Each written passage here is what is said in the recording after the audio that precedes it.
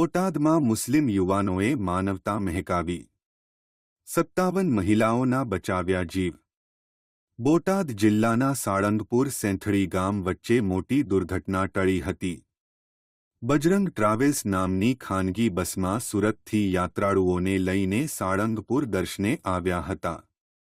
એને ત્યારબાદ સાળંગપુરથી ચોટીલા તરફ જતા સેંથલી ગામ પાસે અચાનક બસમાં આગ લાગતા નાસભાગ મચવા પામેલ હતી। તે દરમિયાન ત્યાંથી બોટાદના 4 મુસ્લિમ યુવાનો પસાર થતા હતા અને બસમાં આગ લાગતા જોઈ તુરંત માનવતાની દ્રષ્ટિએ જીવની પરવાહ કર્યા વગર બસની અંદર પહોંચી આ બહાદુર યુવાનો દ્વારા તમામ મહિલાઓને ઊંચકી અને બહાર કાઢવામાં આવેલ હતા।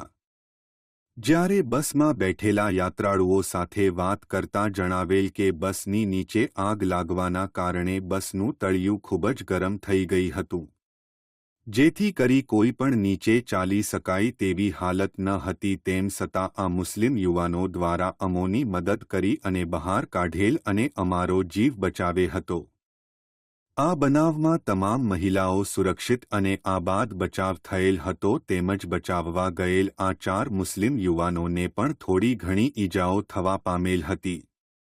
આ બનાવની જાણ બોટાદ ફાયર વિભાગને થતાં ઘટના સ્થળે પહોંચી અને બસમાં લાગેલ આગ પર કાબૂ મેળવ્યો હતો। આ બસમાં આગ વાયરમાં શોર્ટ સર્કિટ થયું હોવાનું પ્રાથમિક તપાસમાં બહાર આવેલ હતું। કમોબેન તમે અત્યારે બસમાં આગ લાગી તો શું હતું?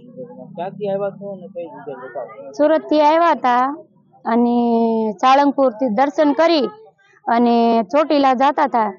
હવે બસમાં અચાનક જે કઈ થયું હોય આગ લાગીને ધવાડા નીકળ્યા એટલે ડ્રાઈવર ને ઉતરી અને બધાને ઉતરો કરવા માંડ્યા। બધાને ઉતરવા લાગ્યા અને એમાં હિન્દુ ભાઈઓને હિન્દુની દીકરીઓને મુસલમાન ભાઈઓએ એવી ઉતારી છે કે માનવને માનવ કાયમ લાગ્યા છે અને હિન્દુ ભાઈઓએ હિન્દુની દીકરીઓને ખંભાવા ઉપર બેસાડીને મુસલમાન ભાઈઓએ ઉતારી છે।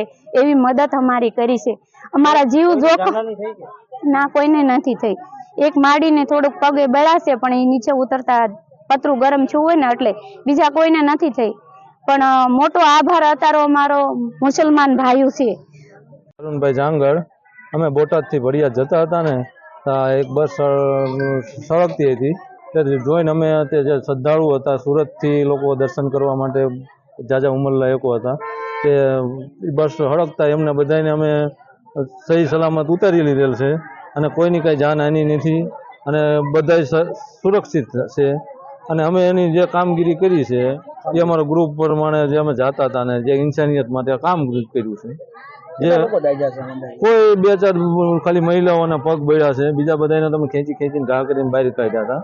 નકર જો એકાદું કોઈક બળ્યું હોત તો એ આખી બસ હળગેત ને બધા લગભગ મેજોરિટી માણસોનું જાનહાનિ થાત ને એવા કિસ્સાઓ બની જાય।